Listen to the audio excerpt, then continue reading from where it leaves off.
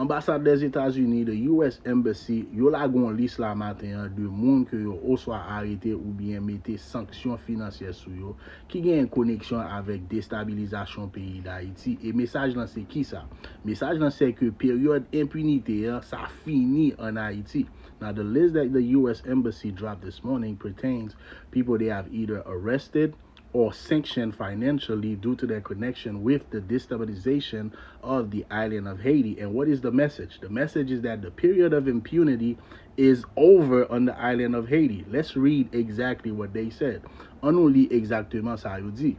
Pays Etazini continue faire moun rendre compte dans affaires déstabiliser Haïti. Qui est-ce qui a fait moun rendre compte ça? Pays les États-Unis. Pas pays d'Haïti non? On nous continue li. Ça gen là dans les sanctions financières yo te prend semaine passée à contre Dimitri Era à Kempes Sano.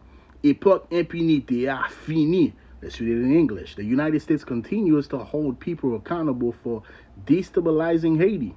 Who's doing that? The United States of America, not Haiti. This includes financial sanctions last week against Dimitri Era and Kempes Sano. The era of impunity is over. Where is the Haitian government in all of this? We have 9 supposed presidents right now. Kote Gouvènman Ayisyen nan tout bagay sa. Nou gen n'importe 9 présidents là. Oh, I remember. There is no Haitian government. The United States is the Haitian government. Pa gen Gouvènman Ayisyen. Les États-Unis, c'est Gouvènman Ayisyen. Alors, qui est-ce qui a ban nou justice? Qui est-ce qui a ban nou sécurité? C'est les États-Unis. Who's going to give us justice? Who's going to give us security? The United States of America. Haiti is being gentrified. Shalom.